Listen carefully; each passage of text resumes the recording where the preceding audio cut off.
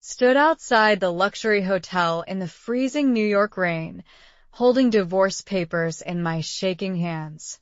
Inside, my husband Ethan was celebrating his promotion with another woman. The same woman he told me not to worry about. But what Ethan didn't know was that the woman he betrayed me for was about to destroy his entire life. And when the truth finally came out, he begged me to come back. Too bad. By then I was already gone. My name is Claire Thompson.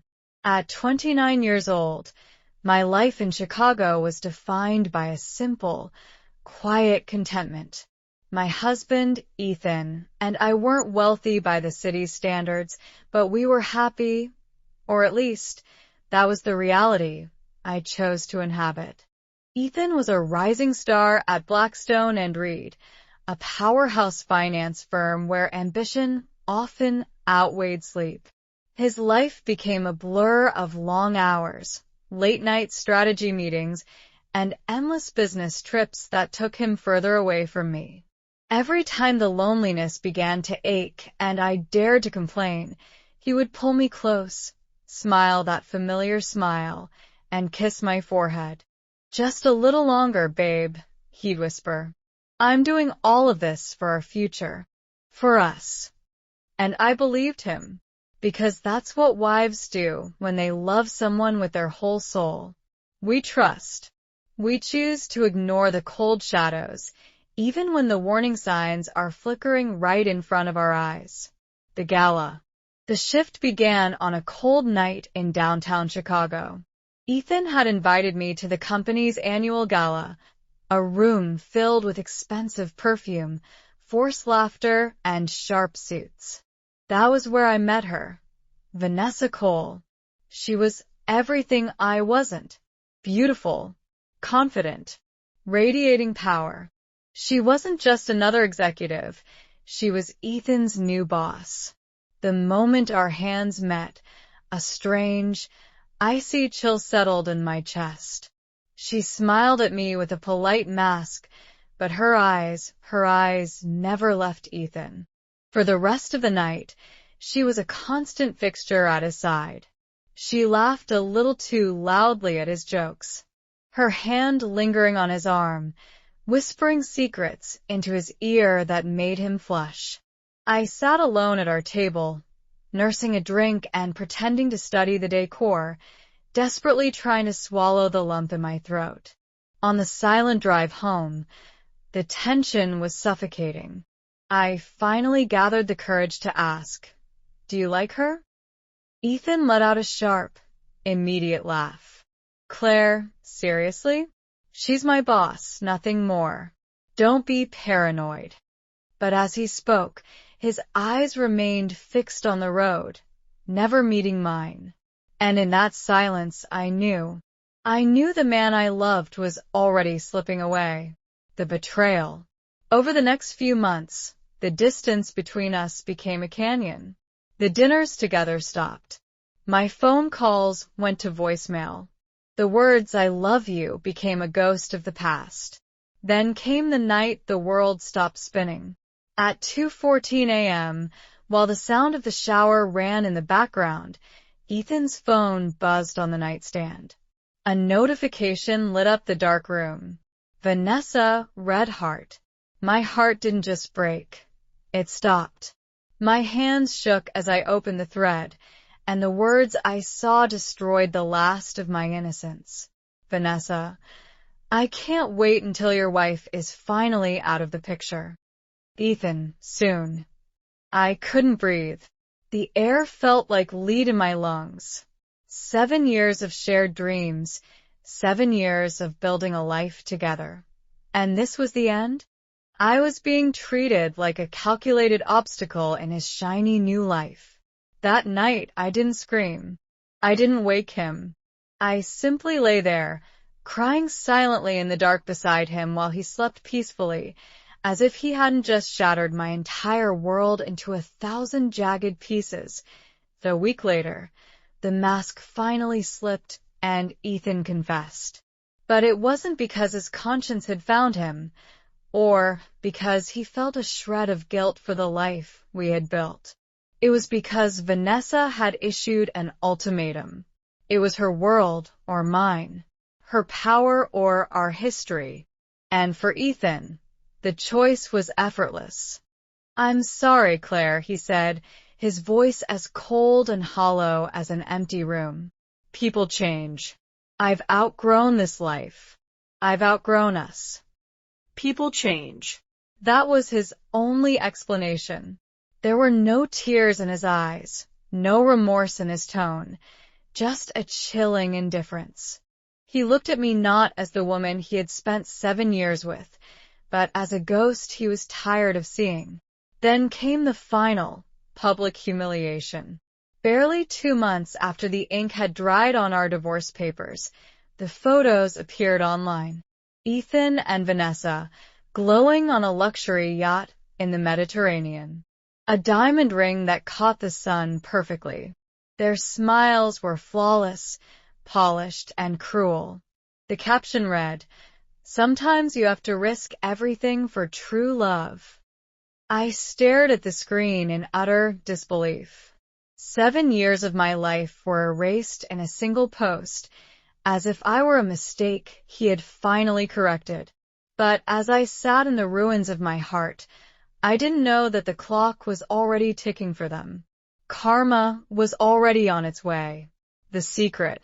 3 months later, the silence of my new life was broken by a notification. It was a strange, encrypted email from an anonymous source deep inside Blackstone and Reed. At first, I moved to delete it, assuming it was just another piece of digital noise. But curiosity took over. When I clicked the attachment, the room seemed to go cold. My hands began to shake so violently, I could barely hold my phone. Financial fraud. Offshore accounts. Shadow transactions. The files were a roadmap of corruption, showing millions of dollars vanishing into thin air. And there, at the bottom of every illegal document, was Ethan's signature. Bold. Arrogant. Everywhere. Then, I saw Vanessa's name woven through the web of lies. A second message from the anonymous sender appeared. Vanessa didn't love him. She used him. She needed a fall man to hide the paper trail.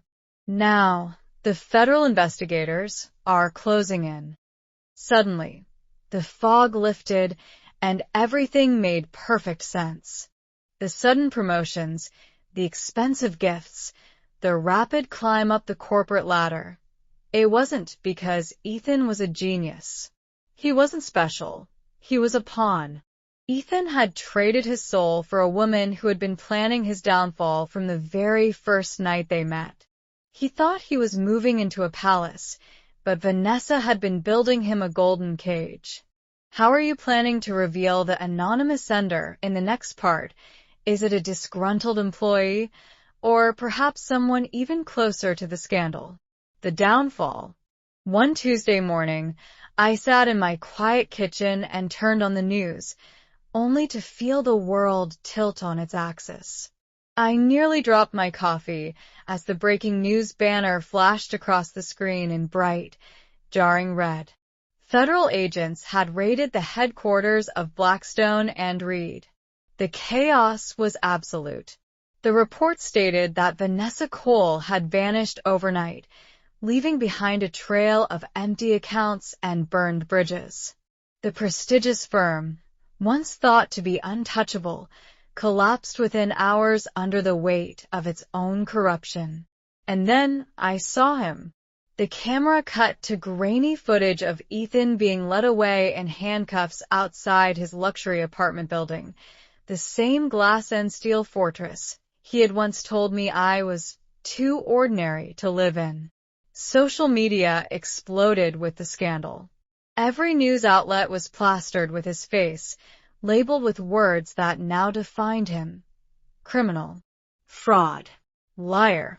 I waited for the surge of bitterness or the sting of old wounds, but for the first time in months, I felt nothing.